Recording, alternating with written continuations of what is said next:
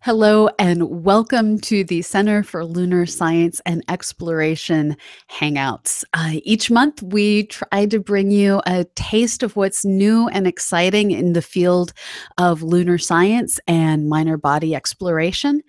And I have to say, I am super excited about our guest this month. We have with us Dr. Deborah Needham, who's down at the Marshall Space Flight Center. And she has been doing research on the fact that our moon, our bare rock, boring moon, may once upon a time have actually had an atmosphere. Now, before we get into that awesomeness, I just want to let all of you out there who are watching this live know that you are encouraged to ask questions as we go. And I will be bringing them in and asking our lovely guest. So, Deborah, what got you the idea to look for evidence of atmospheres on the moon? Yeah, it started actually a few years ago now. My colleague and I at the Lunar and Planetary Institute in Houston were looking at volcanic processes on the moon, and Dr. David Crane started looking at how many volatiles we'd expect in small local eruptions on the moon. And all of this came about in about, I guess, almost a decade ago.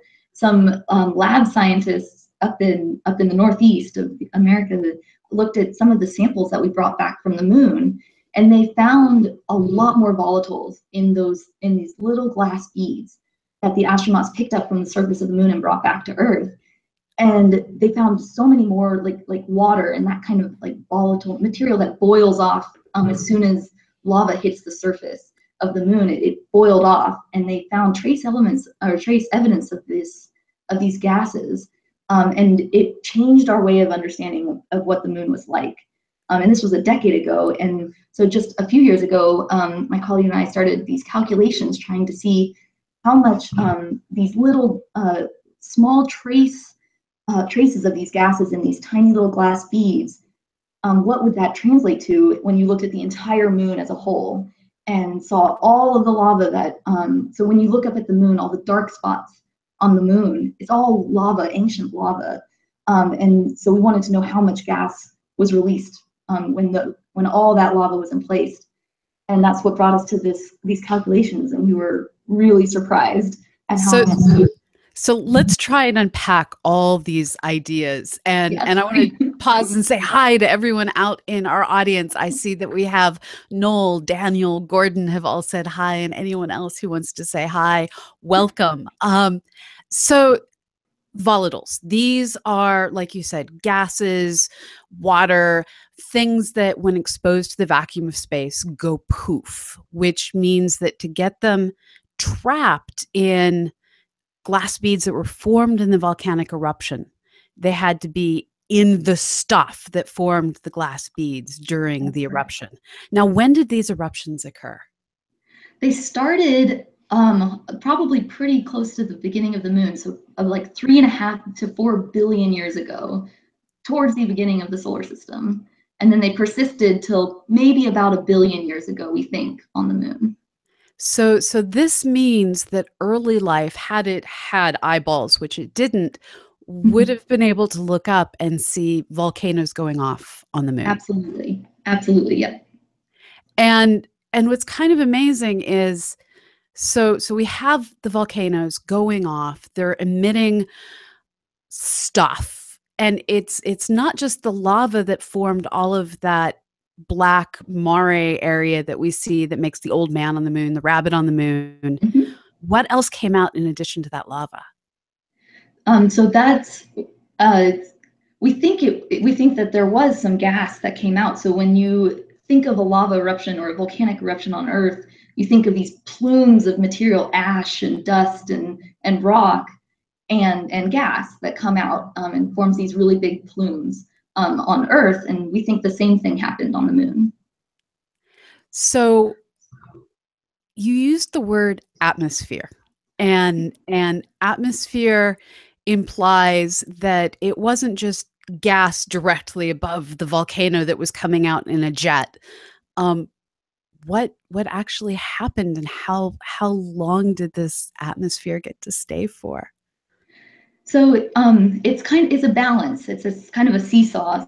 So as the gases were released during these volcanic eruptions, a lot of it's escaping into space. It's the moon is small, and this is a lot of material that's coming out, and it's just being lost to space. But that loss is happening at a given rate, and if you're losing it at a slower rate than you're feeding it from underneath the ground from these volcanic eruptions, you build up the gas around the moon, and that's what we think happened.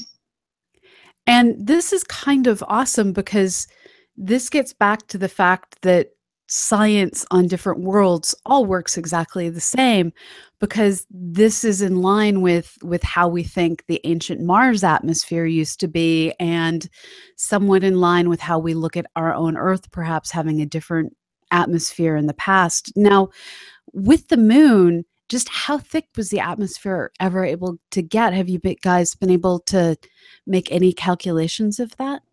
Yes, so in our work, we basically calculated a mass, and this mass was huge, mind-bogglingly huge. We're talking about 10 to the 18 grams of material. I mean, I don't know what that looks like. So what we decided to do is actually calculate a surface pressure from all of this mass of volatiles, and we found that the moon's at its thickest would have had an atmosphere 1.5 times thicker than Mars's atmosphere is today.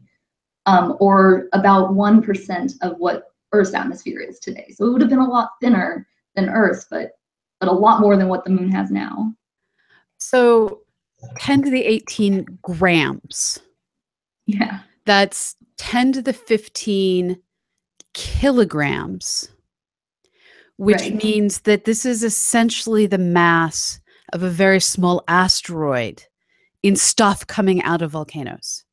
In gas. I mean, it's just Yeah. gas at this. Yeah. Yes. Yeah, That it's a lot of gas. so this is basically 1/1,000 times the mass of the asteroid Pallas, and a lot of the tiny asteroids that fly past Earth are about this size. But this was gas. Yeah.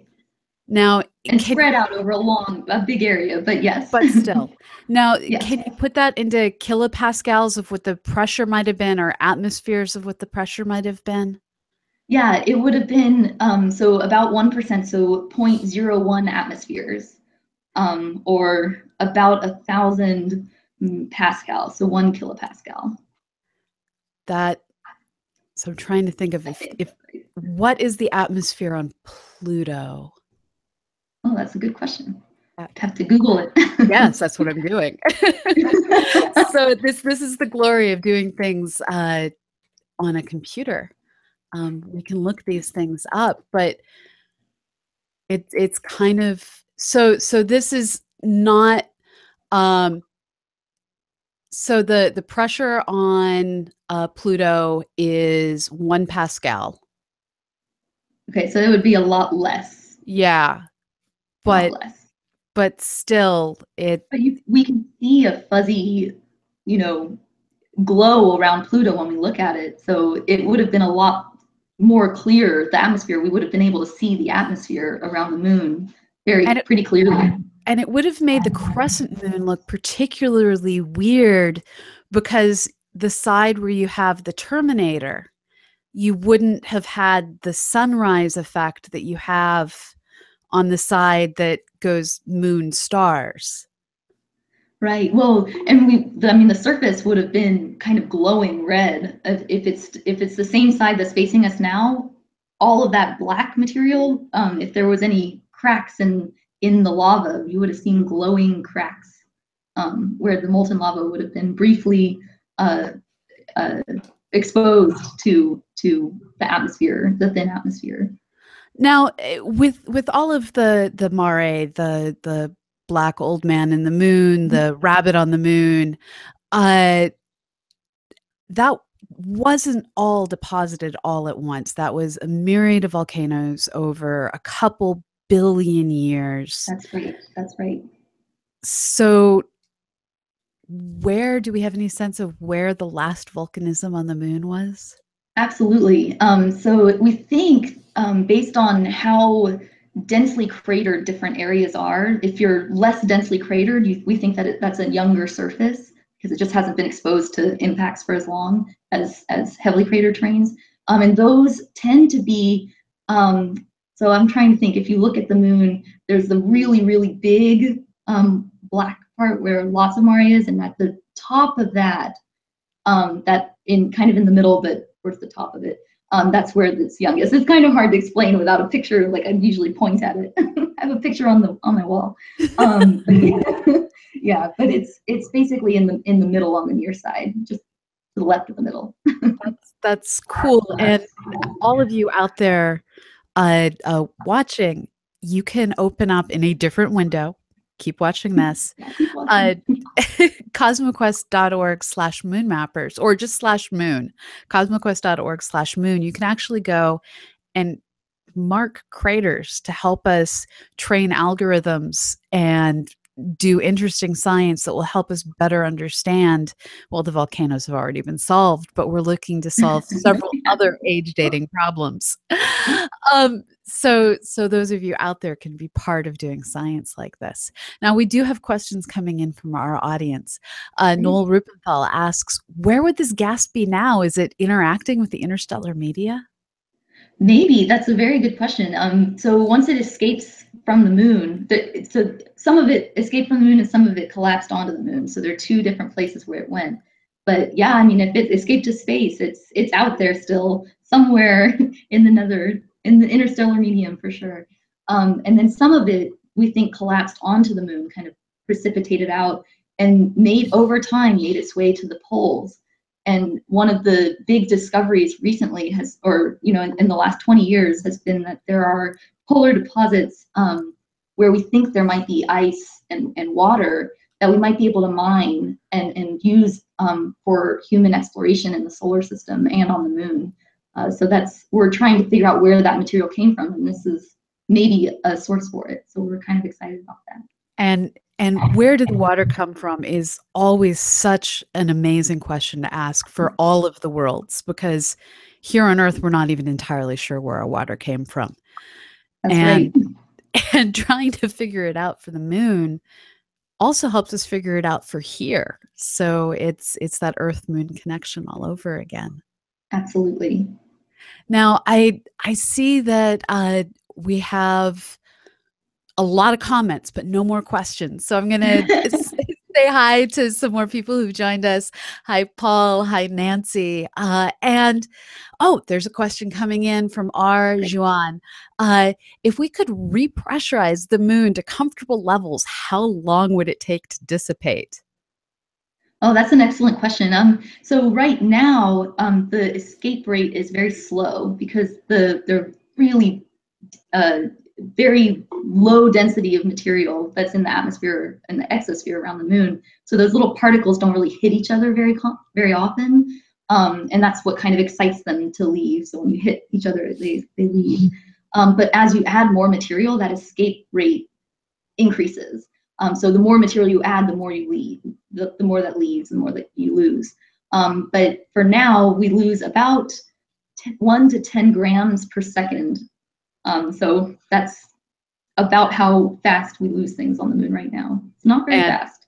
And it sounds like it's a graduate level atmospheres problem to say if you add the entire thickness that's needed. Yes. Yes. That's a complicated. It's a model. But it would be fun to do and completely pointless at the same time. Absolutely. So that's a great question, Arjuan. And for those of you who are just joining, with me today is Dr. Deborah Needham. She is at the Marshall Space Flight Center down in Alabama, and the work that she did as part of the Center for Lunar Science and Exploration. And we're talking about back in the moon's past when volcanism basically allowed the moon to have a pretty amazing atmosphere. And I'm just overly excited about this research.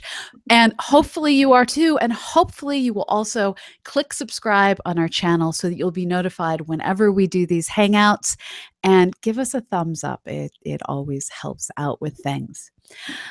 So we have questions flooding in now. Noel is asking, would it produce any radiation detectable from another solar system? Oh, I'm reading out of order. Sorry, let me back up. I was wondering when material put out by volcanoes is blown away by the solar wind, and when it encounters the interstellar medium or heliopause. And I guess he's asking, do these ever generate radiation? Now, I think we're starting to wander into other areas of science. Yes. Yeah, a little bit.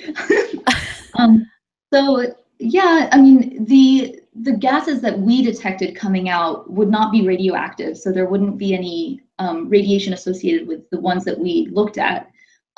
So probably not. And the moon, at least at this time in the moon's history, didn't have its own magnetic sphere. So any sort of interactions with the magnetosphere would have been Earth's magnetosphere.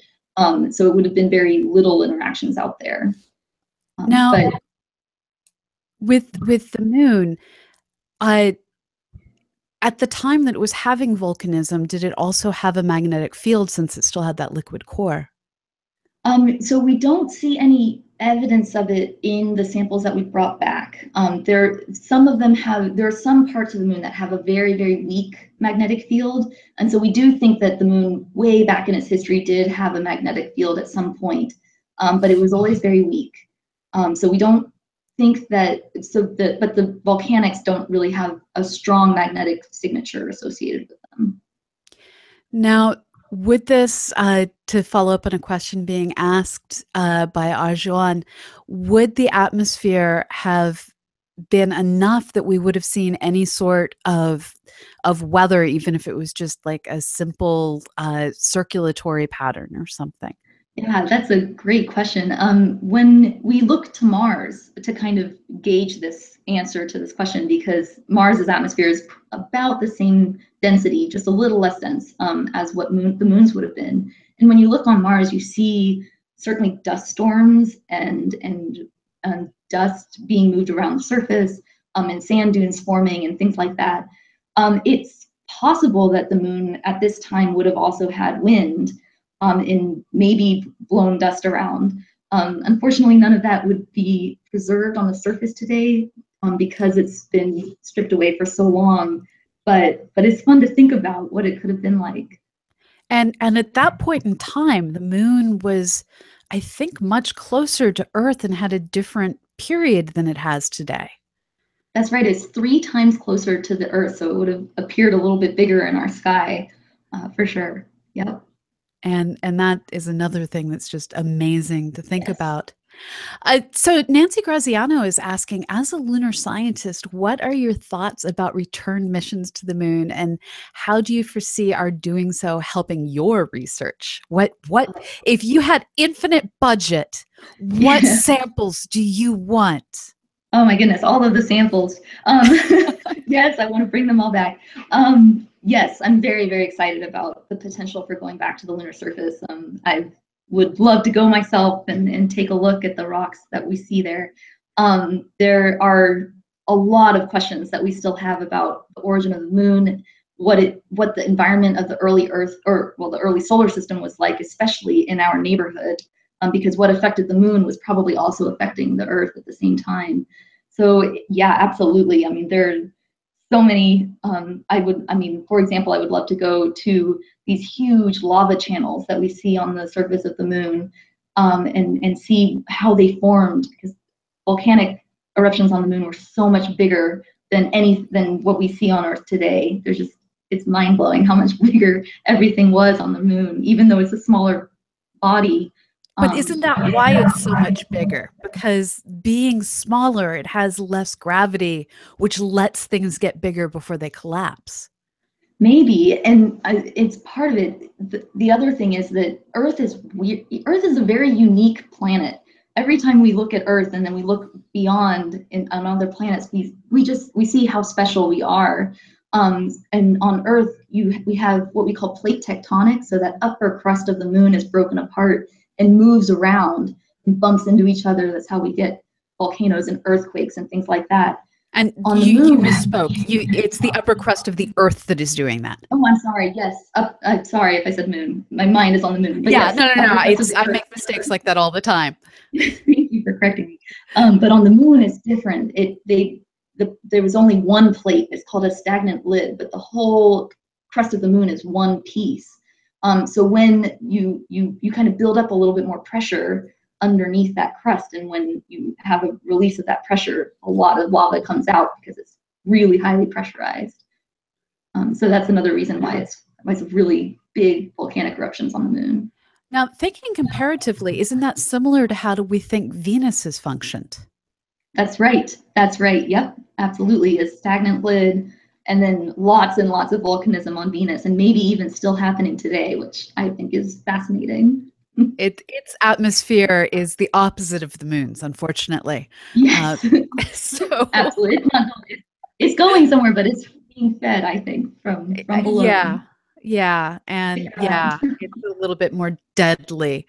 Let's stick with Yes. the moon for now for our Yes. exploration. Yes.